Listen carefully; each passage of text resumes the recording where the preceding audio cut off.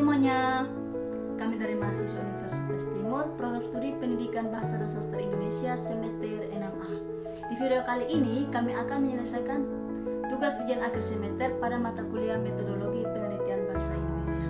Namun, sebelum kami masuk dalam pembahasan materi kami, izinkanlah kami untuk memperkenalkan diri.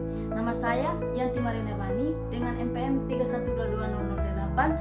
Nah, di sini bukan saya sendiri, ada beberapa teman saya di samping kiri saya. Nama saya Yoritantana dengan NPM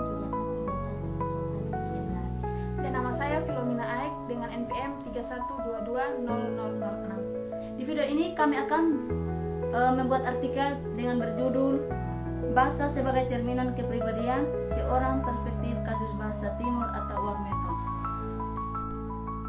Yang pertama, kita melihat abstrak.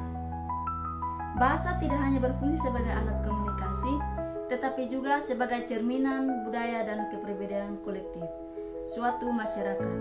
Artikel ini bertujuan untuk mengkaji bagaimana bahasa daerah Timur, khususnya UAP-METO, merefleksikan nilai-nilai budaya dan membentuk kepribadian masyarakat penuturnya.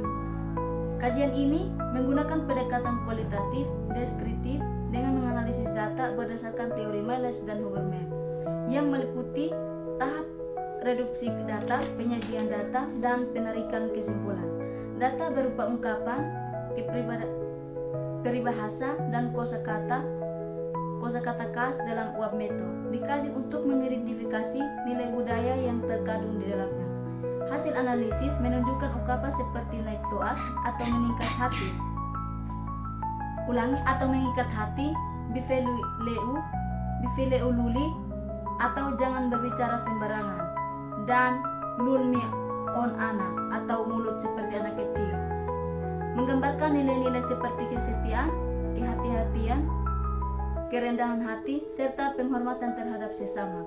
Nilai-nilai ini sekaligus mencerminkan kepribadian masyarakat Timur yang berakar kuat pada norma budaya kolektif. Dengan demikian, dapat disimpulkan bahwa bahasa UAP-METO tidak hanya menjadi media ekspresi, tetapi juga menjadi representasi identitas dan karakter sosial masyarakat Timur.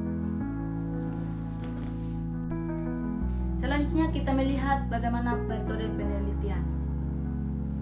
Baik, di sini metode yang kami gunakan adalah teori Miles dan Huberman.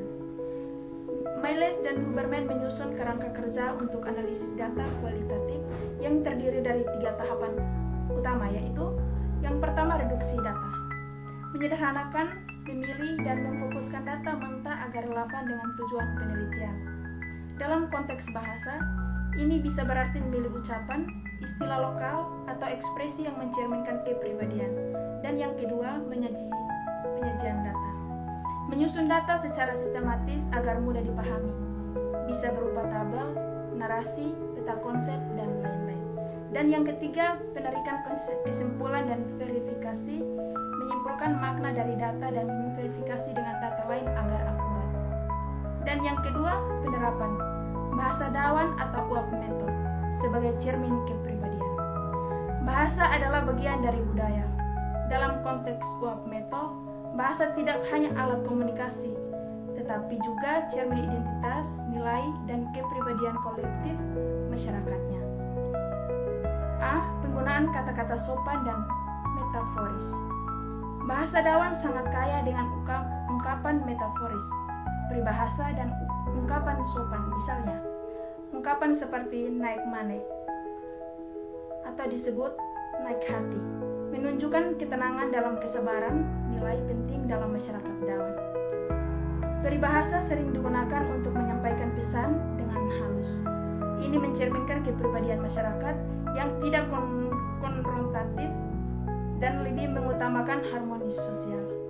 B. Struktur komunikasi yang hierarkis. Bahasa dawan memiliki perbedaan bahasa tergantung pada status sosial atau umur, mencerminkan penghormatan terhadap struktur sosial dan senioritas. C. Penggunaan bahasa dalam upacara adat. Dalam ritus adat seperti pernikahan atau kematian, bahasa digunakan secara simbolik dan formal. Gaya bahasanya cenderung ritualistik dan penuh kehormatan yang mencerminkan kepribadian masyarakat yang menghargai tradisi dan spiritualitas. Baik, sekarang kita melihat bagaimana pembahasan tentang artikel kami. Bahasa sebagai refleksi budaya dan kepribadian. Bahasa dawan digunakan bukan hanya sebagai alat untuk menyampaikan pesan, tetapi juga menunjukkan rasa hormat terhadap lawan bicara, terutama yang lebih tua atau memiliki status sosial lebih tinggi. Hal ini mencerminkan kepribadian yang menjunjung tinggi sopan santun dan tata krama. Struktur bahasa dan hierarki sosial. Dalam bahasa Wamento terdapat bentuk sopan dan panggilan yang berbeda berdasarkan usia, status, dan hubungan sosial. Contohnya penggunaan kata seperti ama atau bapak, aina atau ibu, atau mone atau veto menunjukkan sistem sosial yang sangat menghargai struktur keluarga dan usia.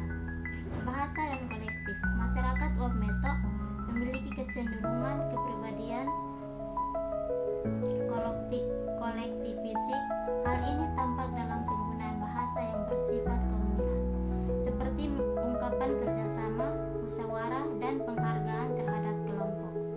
Ungkapan tradisional dalam acara adat menunjukkan pentingnya hormat sosial. Baik, saya akan menyimpulkan materi kami tentang bahasa sebagai cerminan kepribadian seseorang, perspektif kasus bahasa Timur atau Wamento. Berdasarkan uraian tersebut, dapat dinyatakan bahwa struktur bahasa dawan dapat memengaruhi struktur persepsi atau entitas perilaku, dan struktur perilaku memengaruhi struktur bahasa.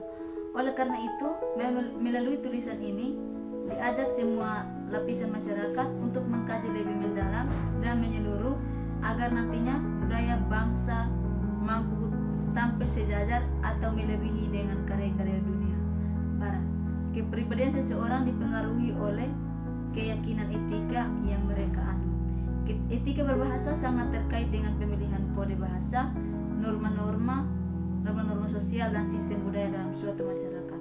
Oleh karena itu, etika berbahasa mencakup pedoman tentang apa yang seharusnya dikatakan dan situasi dan konteks tertentu kepada partisipasi tertentu, berkaitan dengan status sosial dan budaya dalam masyarakat, serta ragam bahasa yang paling tepat digunakan dalam situasi sosiolinguistik dan budaya tertentu. Bahasa dawan atau Wamento mencerminkan kepribadian masyarakat Timur yang bersifat sopan, kolektif, dan menghargai hierarki sosial.